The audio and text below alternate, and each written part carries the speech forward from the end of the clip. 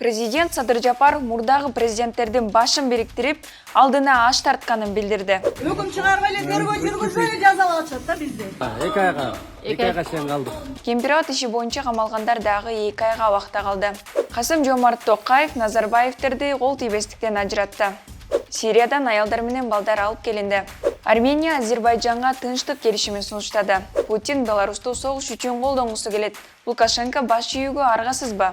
Тажикстандагы кар көчкүнүн курмандыктарынын арасында этникалык кыргыздар да бар. Өзбекстан маалыматтын ачыктыгы боюнча Борбор Азияда биринчиликте турат. Түндүк Корея, АКШ менен Түштүк Корея аскердик машыгуу өткөрсө, жооп кайтарабыз деди. Апта ичиндеги дүйнөдөгү жана Кыргызстандагы маанилүү кабарлар топтомун мен Нурайда Жекшанова айтып берем. Саламатсызбы?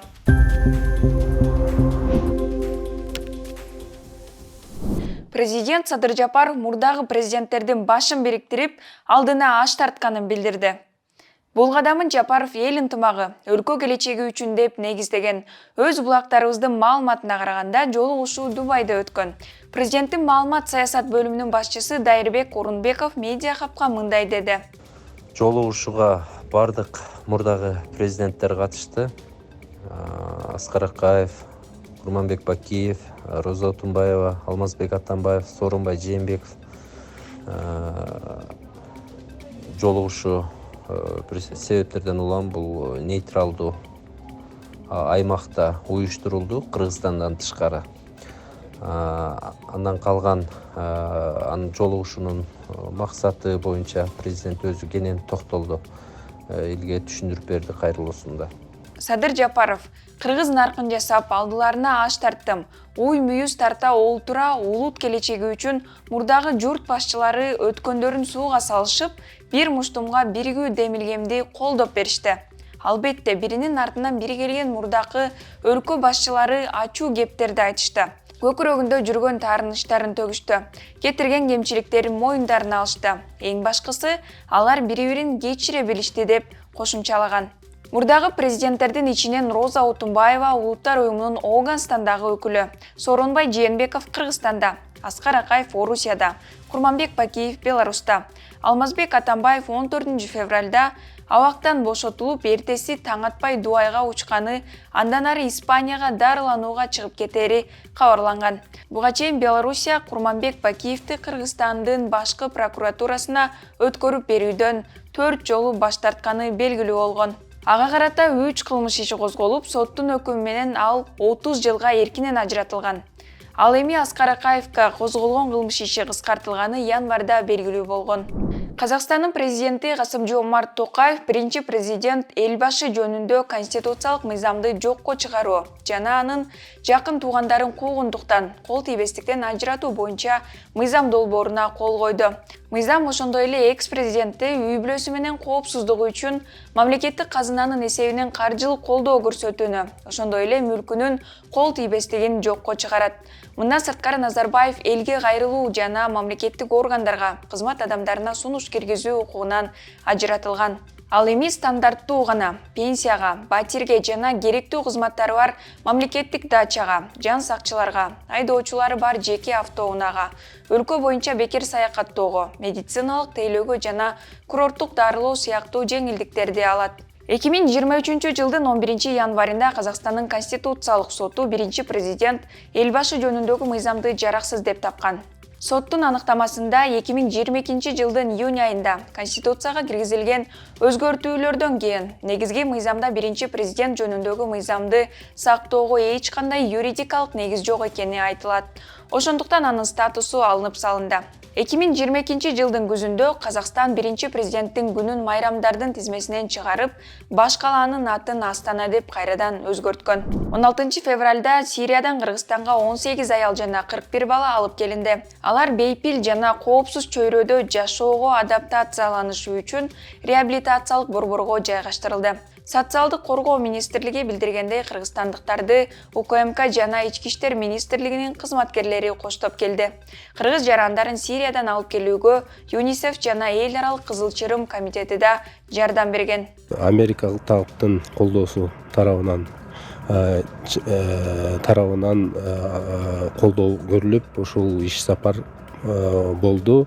Азыркы учурда эми канча болоорун айтыш кыйын. Сүйлөшүүлөр жүргүзүп атат. Бирок азыркы маалымат боюнча биздин 700 жараныбыз азыр Сирия араб мамлекетинде жайгашкан. Азыр сүйлөшүүлөр жүрүп атат. Ошону алганда бардык жарандарды Кыргызстанга алып келгенге үмүтүбүз бар. Кыргызстан буга чейин 2021 жылдын март айында Ирактагы качкындар лагеринен 79 кыргызстандык бала алып келген. Кыргызстан буга чейин 2021 жылдын март айында Ирактагы качкындар лагеринен 79 кыргызстандык баланы алып келген. Ушул тапта Сирияда мекенине кайта албай жаткан дагы 700 кыргызстандык бар. Кыргызстанга кайтып келген кыз келиндер аларды согуш жүрүп жаткан аймакка күйөөлөрү азгырып алып барганын айтышат.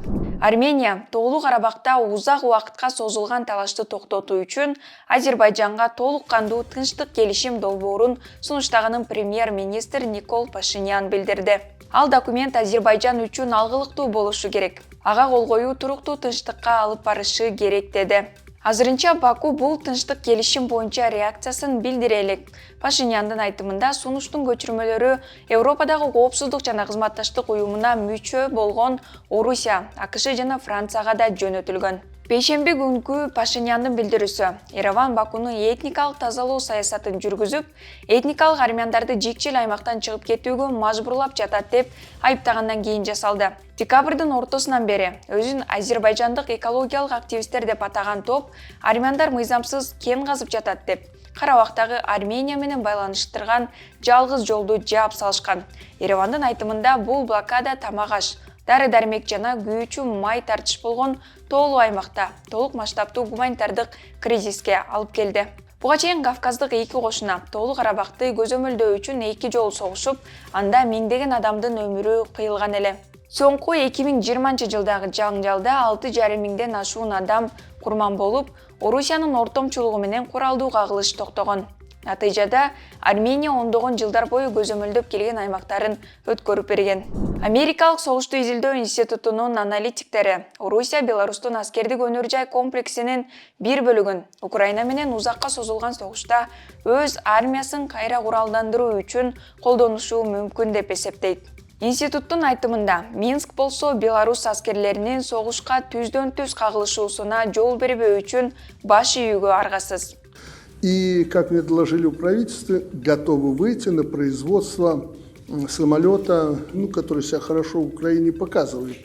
Штурмовик, да. Америка согушту изилдөө институту учак заводу бул шылтоо эле болгонун, бул өндүрүш орус армиясына чындап муктаж болгон жабдууларды чыгарууга кызмат кылышы мүмкүн дейт. Ал арада Мюнхенде коопсуздук конференциясына чогулган саясатчылар Украинада узакка созулган согушка даярдануу керектигин эскертишти. Бул жылы Орусия чакырылбаган конференцияга дүйнөнүн 4 бурчунан 40тан ашуун мамлекет жана өкмөт башчылары, 90га жакын министрлер, ошондой эле жүздөгөн саясатчылар жана эксперттер катышууда.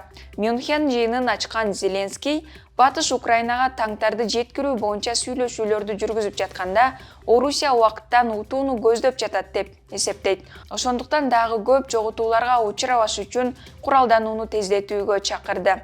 Германиянын канцлери Олаф Шольц украиналыктар өз эркиндигин коргоп жатканын айтып, биз аларды зарыл болгон убакытка чейин колдойбуз деди. Мындай колдоосун Франциянын президенти Эммануэль Макрон да билдирди. Мюнхен жыйыны 19 февралга чейин созулат. Эми Борбор Азиядагы кабарларга келсек, 15 февралда Тажикстандын Тоолуу Бадахшан автоном облусунун борбору болгон Хорок шаарында кар көчкү түшүп, кеминде 10 мургаптык этникалык кыргыз каза болду. Жалпысынан курман болгондордун саны 20га чукулдады. Тажикстандын өзгөчө кырдаалдар министрлиги 21 февралга чейин тоолуу райондордо кар көчкү түшүү коркунучу сакталып тургандыгын кабарлады. Кыргызстанда кемпирабад иши боюнча өткөн жылдын октябрында жапырт камалган 26 адамдын бөгөт чарасын 1 май райондук соту 15, 16, 17 февралда карады. 22 киши 20 апрелге чейин тергөө абагында калтырылды. Төртөөнүн үй камагын дагы 2 айга узартты. Өкүм чыгарып эле тергөө жүргүзүп жазалашат да бизди. 2 айга чейин калдык. Алардын ичине саясатчылар Мамбетжунус Абылов менен Равшан Жээнбеков ден соолугуна байланыштуу ооруканага жаткырылган. Сот аларды айыккандан кийин дарылануу мөөнөтү бүткөндөн кийин абакка кайтууну милдеттендирди. Буга чейин 18 январда кармалган активист, саясатчы, укук коргоочулардын иши жашыруун карала турганы белгилүү болгон. Ал эми Өзбекстан маалыматтардын ачыктыгы боюнча Борбор Азияда 1-орунга чыкты. Өзбекстан маалыматтардын ачыктыгы боюнча дүйнөлүк Open Data Inventory глобалдык рейтингинде 2 жылда позициясын жакшыртып, 40-орунду ээледи. Муну менен Борбор Азия өлкөлөрүнүн арасында лидерлигин сактап калды.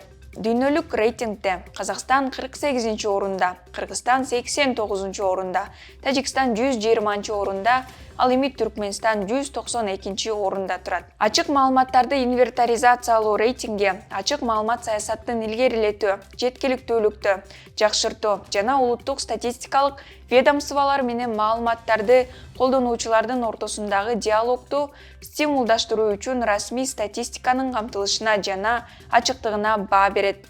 Анда өлкөнүн статистикалык сунуштарынын толуктугу жана алардагы маалымат канчалык деңгээлде ачыктыгын эл аралык стандарттарына туура келери бааланат. 2022 жылдагы рейтингдин жыйынтыгы боюнча Сингапур 1-орунду ээлеген, андан кийин Дания жана Финляндия өлкөлөрү турат. Түштүк Корея акыркы 6 жылда биринчи жолу Түндүк Кореяны душман деп атады.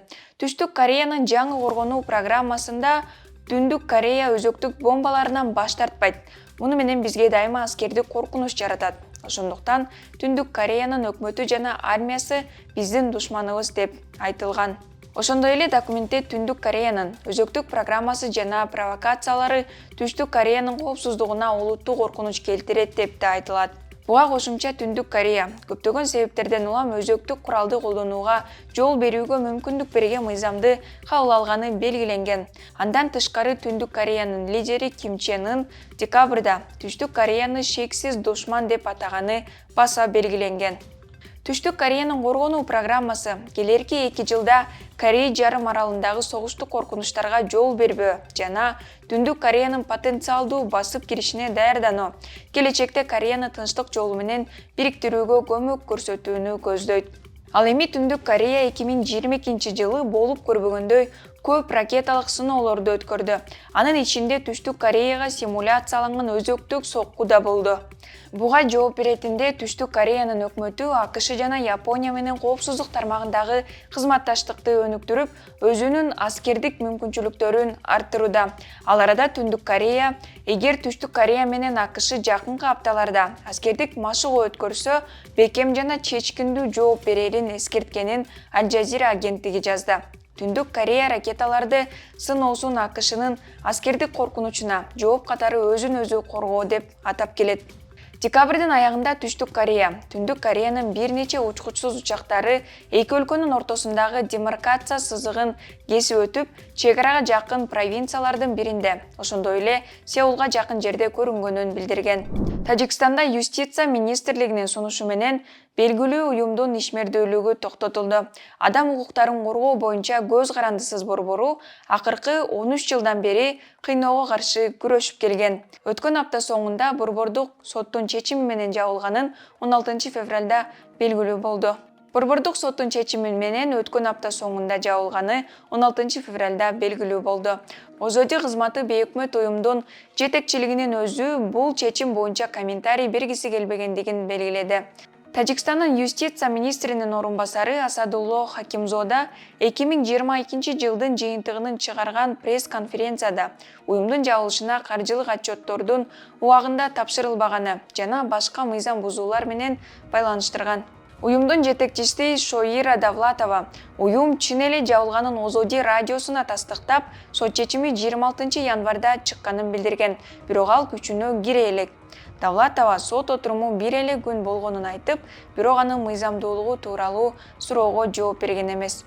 Адам укуктарын коргоо боюнча көз карандысыз борбор 2010 жылы түзүлүп, Тажикстанда кыйноолорго каршы иштеген.